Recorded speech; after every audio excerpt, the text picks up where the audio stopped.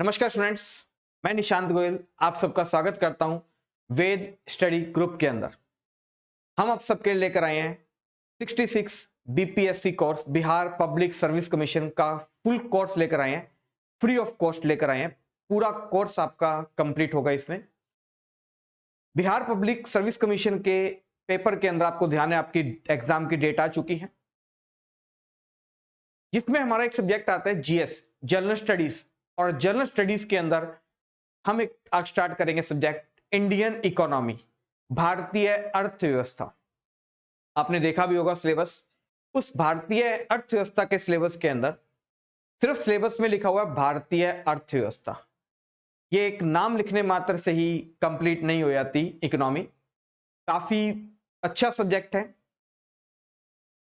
काफी कुछ सीखने को मिलेगा। एक प्रैक्टिकल सब्जेक्ट है, जो सब्जेक्ट हमारी रूटीन लाइफ से भी जुड़ा हुआ है। सबसे पहला क्वेश्चन स्टूडेंट्स का ये रहता है कि सर, हम जो पढ़ रहे हैं सब्जेक्ट, इसका हमें वेटेज कितना मिलेगा, मतलब एग्जाम में क्वेश्चंस कितने आते हैं। हिस्ट्री आती है, आपके ज्योग्राफी आती है, पॉलिटी आती है, इकोनॉमिक्स आती है, इसके अलावा आपके बिहार की जीके भी आती है। तो पहला क्वेश्चन तो ये रहता है स्टूडेंट्स कि हम जो पढ़ रहे हैं हमें ये पता हो कि उस सब्जेक्ट से हमारे एग्जाम में कितने क्वेश्चंस आ रहे हैं। तो अगर आप इंडियन इकोनॉमिक पढ़ते हो तो इंडियन इकोनॉमिक के अंदर अगर मैं मार्क्स की बात करूं तो आपके 10 to 15 क्वेश्चंस आते हैं आपके एग्जाम के अंदर। 10 से 15 क्वेश्चंस हमारे एग्जाम में पूछे जाते हैं इकोनॉमिक्स से रिलेटेड। कैसे क्वेश्चन पूछे जाते हैं, कैसे क्वेश्चन पूछे जाएंगे, प्रीवियस ईयर में कैसे कैसे क्वेश्चन आए हैं, वो सारे मैं आपको प्रॉपर रूप से डिस्कस करवाऊंगा। प्रीवियस ईयर के पेपर में जितने क्वेश्चंस आ चुके हैं वो भी डिस्कस करवाऊंगा। आज की हमारी ये पहली इंट्रो क्लास है, तो इसमें मैं आपको सबसे पहले बताता हूं कि हमारा सिलेबस क्या रहेगा, हमें पढ़ना क्या क्या है, हमारे एग्जाम में टॉपिक कौन कौन से पूछे जाते हैं। तो आज सबसे पहले हम लिखते हैं सिलेबस। सबसे पहले आपका आता है परिचय। हम जो चीज पढ़ रहे हैं, हम इकोनॉमिक्स पढ़ रहे हैं, हमें पता होना चाहिए इकोनॉमिक क्या होता है, इकोनॉमी क्या होता है। आपने वर्ड सुने होंगे, एक वर्ड सुना होगा आपने, इकोनॉमिक्स, जिसे कहते हैं अर्थशास्त्र। एक वर्ड सुना होगा आपने, इकोनॉमी, जिसे हम कहते हैं अर्थव्यवस्था। इन दोनों वर्ड का मतलब क्या होता है यह हम पढ़ेंगे सारा परिचय के अंदर, इंट्रोडक्शन के अंदर। मैं आपको एक ब्रीफ इंट्रो दे रहा हूं ताकि हमारे माइंड सेट हो जाए कि हम इकोनॉमिक्स में क्या क्या चैप्टर पढ़ेंगे। स्टूडेंट्स के मन में डर सा रहता है इकोनॉमिक्स इकोनॉमिक्स, लेकिन ऐसी कोई बात नहीं है। इस प्रकार से हम सारे कंसेप्ट क्लियर करेंगे कि आप एग्जाम के अंदर इकोनॉमिक के क्वेश्चंस ढूंढ ढूंढ कर करोगे। इंट्रोडक्शन के बाद सेकंड चैप्टर आता है हमारा अर्थव्यवस्था का वर्गीकरण। अर्थव्यवस्था का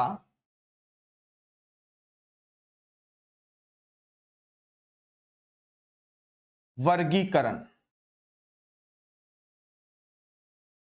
क्लासिफिकेशन ऑफ इकोनॉमी। अर्थव्यवस्था का वर्गीकरण का मतलब है कि डिफरेंट डिफरेंट सेक्शंस के अंदर इकोनॉमी को कितने पार्ट्स में डिवाइड किया गया है।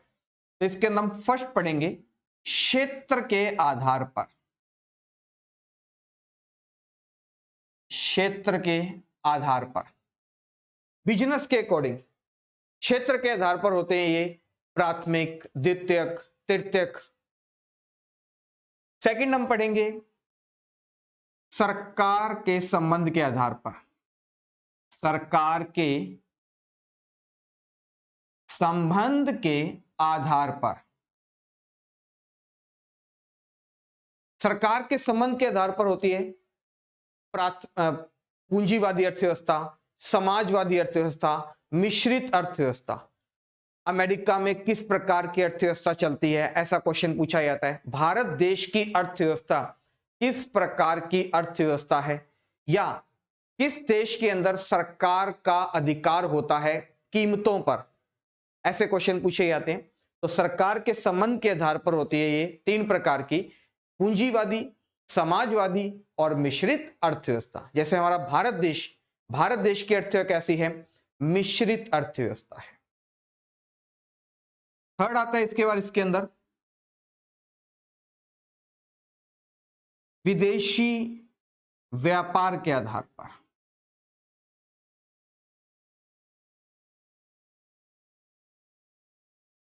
विदेशी व्यापार के आधार पर मतलब दूसरे देशों के साथ व्यापार के आधार पर होती है दो प्रकार की, खुली अर्थव्यवस्था और बंद अर्थव्यवस्था। खुली अर्थव्यवस्था क्या होती है, बंद अर्थव्यवस्था क्या होती है, विदेशी व्यापार के अंदर इन्हें पढ़ेंगे। और फोर्थ आता है हमारे सामने इसके बाद विकास के आधार पर। विकास के आधार पर, विकास के आधार पर अगर बात करें, पूरे विश्व के अंदर बहुत से देश हैं, जरूरी नहीं है कि सारे देश विकसित हो, बहुत से देश विकसित होते हैं, विकासशील होते हैं और होते हैं अविकसित या पिछड़ी हुई अर्थव्यवस्था। एग्जाम में क्वेश्चन आता है कि चाइना किस प्रकार की अर्थव्यवस्था है, विकसित है, विकासशील है, पूंजीवादी है या मिश्रित अर्थव्यवस्था। इस प्रकार से क्वेश्चन पूछे जाते हैं। भारत देश की जो अर्थव्यवस्था है वो किस प्रकार की है, भारत देश विकासशील देश है, तो यहां से पूछा जाता है विकास के आधार पर। हम कैसे कैलकुलेट कर सकते हैं कि कोई देश की विकसित है, वो विकासशील है, वो अविकसित है, इसके बारे में हम पढ़ेंगे डिटेल से।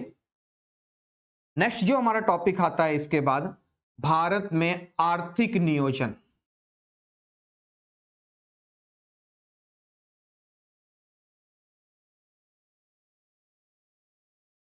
भारत में आर्थिक नियोजन, आपको ध्यान होगा हमारा भारत देश 200 सालों तक अंग्रेजों का गुलाम रहा था। जब अंग्रेज ब्रिटिश लोग देश को आजाद करके गए, आजादी के बाद हमारी भारत सरकार को विरासत में क्या मिली हमें, भुखमरी, गरीबी, बेरोजगारी, ये तीनों चीजें हमें विरासत के अंदर मिली। भारत देश ने आजादी के बाद कैसे अपने कंट्री का डेवलपमेंट किया, विकास किया, देश को आगे बढ़ाने के लिए भारत सरकार ने क्या चलाई, योजनाएं चलाई, योजनाएं बनाई, जिसने आपने नाम दिया पंचवर्षीय योजनाएं। सुना होगा आप सभी ने। यहां से क्वेश्चन पूछे जाते हैं पंचवर्षीय योजनाओं से रिलेटेड। क्वेश्चन पूछा जाता है, बहुत बार पूछा गया है कि गरीबी हटाओ का नारा कौन सी पंचवर्षीय योजना से लिया गया था, या दूसरी पंचवर्षीय योजना कौन से मॉडल पर आधारित थी। इसके अलावा क्वेश्चन पूछा जाता है, पहली बार बैंकों का राष्ट्रीयकरण कौन सी पंचवर्षीय योजना में किया गया था, सबसे छोटी पंचवर्षीय योजना कौन सी थी, पंचवर्षीय योजनाओं का अंतिम वर्ष कौन सा था, भारत में आर्थिक नियोजन की शुरुआत किसने की थी। ऐसे ऐसे क्वेश्चंस पूछे जाते हैं हमारे इस टॉपिक से रिलेटेड। आर्थिक नियोजन की शुरुआत हुई थी, किसने की थी, योजना आयोग बनाया गया था। हम पढ़ेंगे योजना आयोग। लेकिन अब योजना आयोग को बंद कर दिया गया है या इसके स्थान पर नया नाम आया गया है, नीति आयोग। और इसी के अंदर हम पढ़ेंगे राष्ट्रीय विकास परिषद। राष्ट्रीय विकास परिषद, योजना आयोग योजनाएं बनाती है। उसके बाद हमारे देश में आ गया नीति आयोग। अब वर्तमान में हमारे देश के अंदर जो भी नया काम होता है उसके लिए बनाई जाती है नीतियां, नीति आयोग बनाता है। नीति आयोग में चेयरमैन कौन होते हैं, नीति आयोग के उपाध्यक्ष कौन हैं, ऐसे क्वेश्चन पूछे जाते हैं। राष्ट्रीय विकास परिषद की स्थापना कब की गई थी, इसका काम क्या रहता है, ये सारी चीजें हम पढ़ेंगे राष्ट्रीय विकास परिषद के अंदर। नेक्स्ट हमारे साथ टॉपिक आता है इसके बाद बैंकिंग सिस्टम।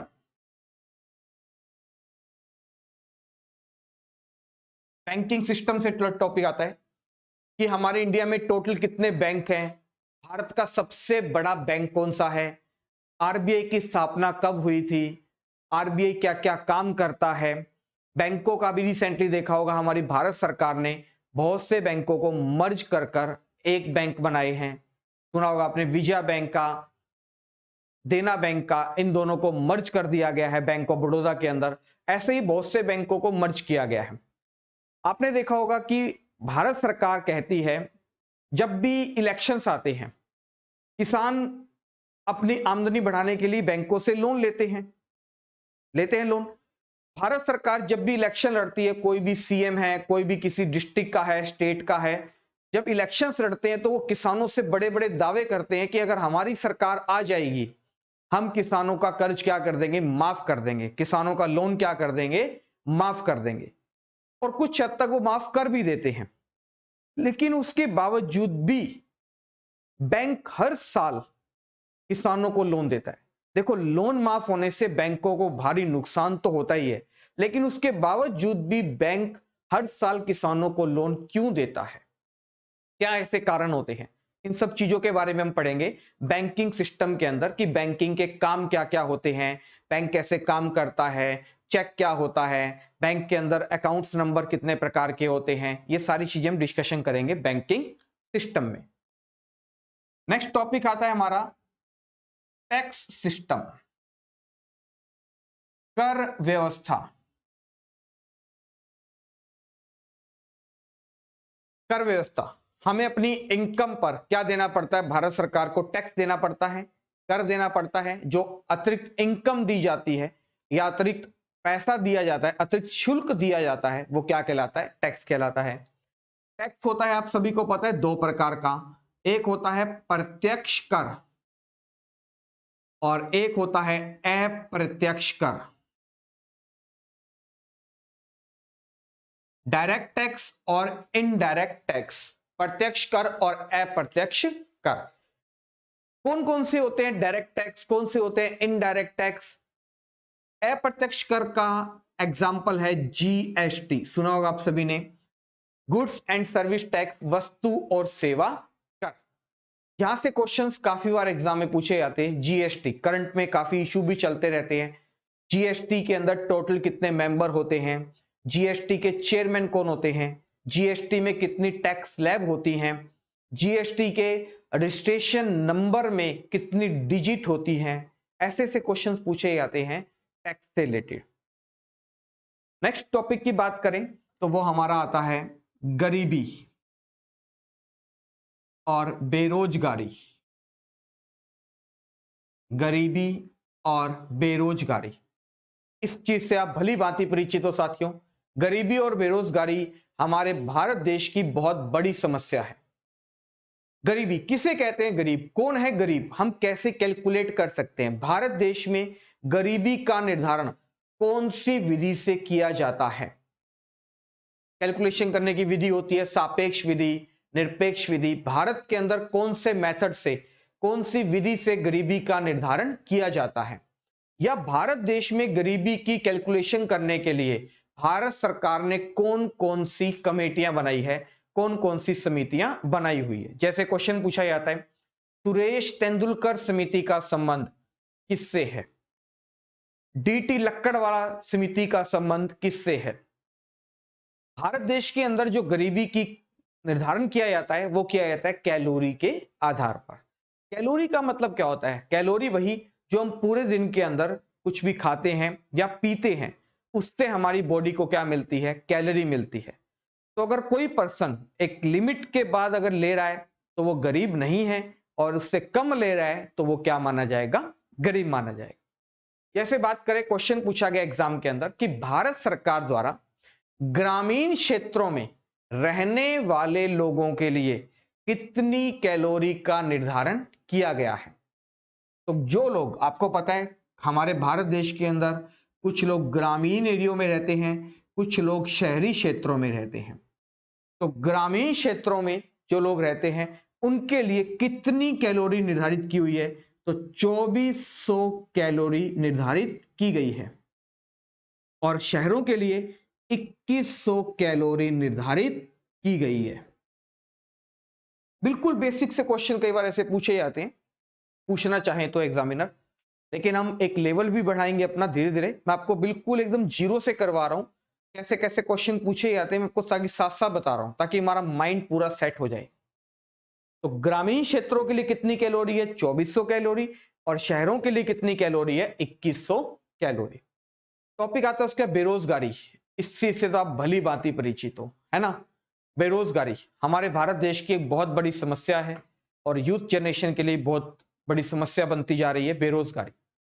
किसे कहते हैं बेरोजगारी? बेरोजगारी कितने प्रकार की होती है पूछा जाता है। छुपी हुई बेरोजगारी कौन सी होती है? प्रच्छन्न बेरोजगारी किसे कहते हैं? कर्षणात्मक बेरोजगारी कौन सी होती है? या बेरोजगारी की कैलकुलेशन कैसे की जाती है? ये सारी चीजें हम पढ़ेंगे हमारे टॉपिक बेरोजगारी के अंदर। नेक्स्ट जो हमारा टॉपिक रहेगा वो रहेगा हमारा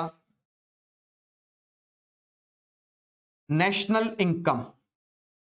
नेशनल इनकम, राष्ट्रीय आय।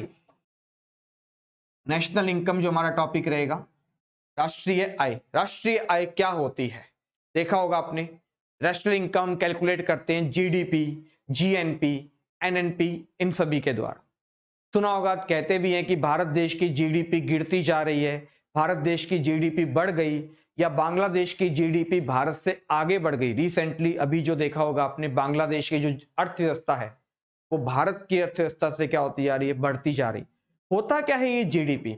कैसे कैलकुलेट करते हैं हम? कैसे कैलकुलेट करते हैं नेशनल इनकम को कि भारत देश के अंदर प्रति व्यक्ति आय कितनी है सभी की? इनके बारे में हम पढ़ेंगे। नेशनल इनकम कौन कैलकुलेट करता है, नेशनल इनकम करने की विधियां कितनी होती है, ये सारी चीजें हम पढ़ेंगे। नेक्स्ट जो हमारा टॉपिक आता है उसके बाद शेयर मार्केट। शेयर मार्केट, आप सभी परिचित हो इस टॉपिक से। शेयर मार्केट, शेयर बाजार देखा होगा, सेंसेक्स, निफ्टी, मार्केट में तेजी आ गई, मार्केट में मंदी आ गई, शेयर मार्केट को कंट्रोल करता है सेबी। सेबी किसकी बॉडी है? शेयर मार्केट को कंट्रोल करने की बॉडी है। इसके बाद हमारा जो टॉपिक आता है वो आता है मनी सिस्टम पर। मनी सिस्टम, मुद्रा प्रणाली, भारत देश की मुद्रा प्रणाली। भारत में सबसे पहले मुद्रा का चलन कब हुआ? भारत में सबसे पहले कौन सी मुद्रा आई? भारत देश के अंदर आरबीआई नोट छापती है। आरबीआई मैक्सिमम कितने रुपए तक नोट प्रिंट कर सकती है? आरबीआई कौन कौन से सिक्के जारी कर सकती है, या सिक्के कौन जारी करता है? 1 रुपए के नोट पर किसके हस्ताक्षर होते हैं? अभी आपने देखा होगा 8 नवंबर 2016 को। जी हां साथियों, आप सभी को पता है, भैया मित्रों, भाइयों और बहनों, आज शाम 8 बजे के बाद 500 और 1000 रुपए के नोट क्या हो जाएंगे साथियों? बैन हो जाएंगे। सुना होगा आप सभी ने, नोटबंदी। नोटबंदी क्यों की गई? किसे कहते हैं नोटबंदी? विमुद्रीकरण का मतलब क्या होता है? नई नोटबंदी के बाद भारत सरकार ने नए नोट क्या करे? जारी करे। कौन से नोट के पीछे कौन सी फोटो लगी हुई है? ऐसे से क्वेश्चन पूछे जाते हैं हमारे मनी सिस्टम के अंदर। बहुत से बच्चों का डाउट भी होता है, कई बार पूछते भी हैं कि सर हमारे भारत देश के अंदर इतनी गरीबी छाई हुई है, इतनी बेरोजगारी है, इतनी महंगाई बढ़ चुकी है, और हमारे देश के अंदर आपने बताया कि करेंसी प्रिंट करती है आरबीआई। आरबीआई के पास मशीन लगी है, आरबीआई इतना पैसा छाप दे, इतना पैसा प्रिंट कर दे और लोगों में बांट दे, या मतलब पैसा कर दे इतना सारा देश के अंदर कि भारत देश की गरीबी, बेरोजगारी, भूखमरी, महंगाई सब खत्म हो जाए। तो हमारा अगला टॉपिक इसी पर है, इसका नाम है मुद्रास्फीति। मुद्रास्फीति जिसे हम कहते हैं महंगाई। ध्यान रखना, देश में अगर पैसा ज्यादा हो जाए तो भी देश के लिए नुकसान है, और देश में अगर पैसा कम हो जाए तो भी देश के लिए नुकसान है। ये हमें लगता है कि पैसा ज्यादा होने से भारत देश की गरीबी, बेरोजगारी, महंगाई सब खत्म हो जाएगा, लेकिन ऐसा नहीं है। मुद्रास्फीति क्या होती है? आप देख रहे हो वस्तुओं के, सब्जियों के दाम बढ़ते जा रहे हैं, कभी इनके दाम कम होते जाते हैं। इनके दाम बढ़ने का और कम होने का क्या कारण है? ये सारी चीजें हम पढ़ेंगे मुद्रास्फीति के अंदर, जिसे हम कहते हैं इन्फ्लेशन। और मुद्रास्फीति के अंदर हम देखेंगे कि प्राइस कैसे बढ़ता है, अगर पैसे ज्यादा हो जाएं तो क्या इफेक्ट पड़ेगा, पैसे कम हो जाएं तो क्या इफेक्ट पड़ेगा। नेक्स्ट जो हमारा टॉपिक आता है वो रहता है अंतरराष्ट्रीय संगठन। अंतरराष्ट्रीय संगठन, अंतरराष्ट्रीय संगठन जैसे UNO, world bank, IMF, ADB, WHO, संगठन है, क्या काम करते हैं, कैसे काम करते हैं, इनके हेड ऑफिस कहां पर हैं। सुना होगा आपने WHO, वर्ल्ड हेल्थ ऑर्गेनाइजेशन, इस समय काफी ज्यादा चर्चा में है इस कोरोना महामारी के कारण। तो WHO है। UNO, भारत देश आपको ध्यान होगा UNO के अंदर अस्थायी सदस्य बना है। क्यों बना है, उससे क्या इफेक्ट मिलेगा, इन सब चीजों के बारे में हम विस्तार से पढ़ेंगे। क्वेश्चन पूछा जाता है रेड क्रॉस का हेड ऑफिस कहां पर है, यूनेस्को का हेड ऑफिस कहां पर है, यूनिसेफ का हेड ऑफिस मुख्यालय कहां पर है, WHO का मुख्यालय कहां पर है, वर्ल्ड बैंक जो दूसरे गरीब देशों की क्या करता है, मदद करता है, उनको ऊपर उठाने का प्रयास करता है, वर्ल्ड बैंक का हेड ऑफिस कहां पर है, इसके चेयरमैन कौन से हैं, ऐसे क्वेश्चन पूछे जाते हैं। इसके बाद हम बात करें, हमारा नेक्स्ट टॉपिक आता है योजनाएं। ये हमारा करंट का टॉपिक है, योजनाएं। योजनाएं प्लान कि हमारी भारत सरकार ने देखा होगा देश के लिए योजनाएं चलाती है। अटल पेंशन योजना, किसान सम्मान निधि योजना, प्रधानमंत्री जन धन योजना, मेक इन इंडिया अभियान चलाती है, सुकन्या समृद्धि योजना अभियान चलाती है। तो कौन सी योजना किस पर्पज के लिए बनाई गई थी, उसका मोटिव क्या है, वो सारी चीजें हम डिस्कशन करेंगे। नेक्स्ट फिर हमारे सामने टॉपिक आता है, मैं यहां लिख देता हूं, हमारा फिर टॉपिक आता है एक मौद्रिक नीति।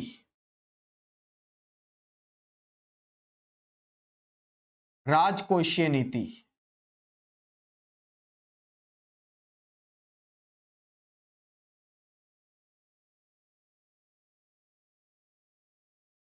मौद्रिक नीति पढ़ा होगा, हमारे आरबीआई इस पे रेगुलेट करती है मौद्रिक नीति कि आरबीआई के पास जो पैसा आता है, आरबीआई कैसे लोन बांटती है, आरबीआई बैंक जो है वो कैसे देश के अंदर महंगाई के लिए लड़ती है, कैसे महंगाई के लिए काम करती है, वो सारी चीजें हम पढ़ेंगे पूरी डिटेल से। राजकोषीय नीति, राजकोषीय नीति होती है कि भारत सरकार, मतलब इसे कहते हैं फिस्कल पॉलिसी, कि भारत सरकार देश चलाती है, भारत सरकार का पैसा कहां कहां से आता है, पता होना चाहिए कि सरकार को इनकम कहां कहां से होती है और सरकार उस पैसे को कहां कहां पर खर्च करती है, वो सारी चीजें हम पढ़ेंगे। इसके अलावा एक टॉपिक बचता है हमारा बजट। बजट आपको ध्यान है, हर साल भारत सरकार बजट पेश करती है, देश का डेवलपमेंट करने के लिए, देश का कल्याण करने के लिए बजट आता है हर साल। बजट हर साल कब पेश किया जाता है, कब पास किया जाता है, कब इसे पूरे इंडिया में लागू किया जाता है। बजट जो है, रेल बजट आता है, एक आम बजट आता है, रेल बजट को आम बजट से कब मर्ज किया गया, इनको कब अलग किया गया, पहला बजट किसने पेश किया था, या बजट के अंदर क्या क्या चेंजमेंट किए गए थे, शून्य आधारित बजट कौन सा होता है, जेंडर बजट कौन सा होता है, ये सारी चीजें हम विस्तार से डिस्कशन करेंगे। शून्य आधारित बजट वगैरह से रिलेटेड सारी चीजें पढ़ेंगे, एक्सेट्रा। कुछ और छोटे छोटे टॉपिक्स रहते हैं, उनके बारे में हम डिटेल से पढ़ते रहेंगे, जो आपके एग्जाम में पूछे जाएंगे।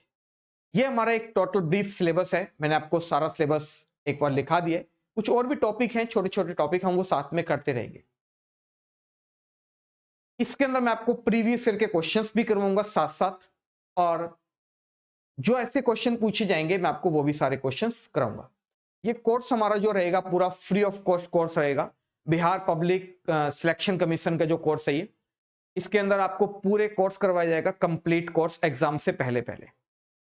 हमारी एक कोशिश रहेगी कि हम जो टॉपिक हमारा डेली चलेगा, उस टॉपिक से रिलेटेड हम एंड के 5 या 10 मिनट क्वेश्चंस भी करेंगे। मैं आप टारगेट लूंगा पूरा कि आपको ज्यादा से ज्यादा प्रीवियस ईयर के क्वेश्चंस और कैसे क्वेश्चन एग्जाम में पूछे जाएंगे वो भी मैं आपको करवाऊं ज्यादा से ज्यादा, ताकि आपको क्वेश्चंस करने से आपका एक्सपीरियंस लेवल बिल्ड होगा, आपको पता चलेगा। क्योंकि क्वेश्चन हम पढ़ तो लेंगे, डेफिनेशन पढ़ लेंगे, लेकिन एग्जाम में क्वेश्चन पूछा कैसे जाता है, वर्डिंग कैसे आएगी, वो हमें पता होना चाहिए। तो उसकी भी आपको प्रॉपर प्रैक्टिस करवाई जाएगी हमारे इस पूरे कोर्स के अंदर। तो आपको नोट कर लीजिए पूरा सिलेबस, स्क्रीनशॉट ले लीजिए आप इसका।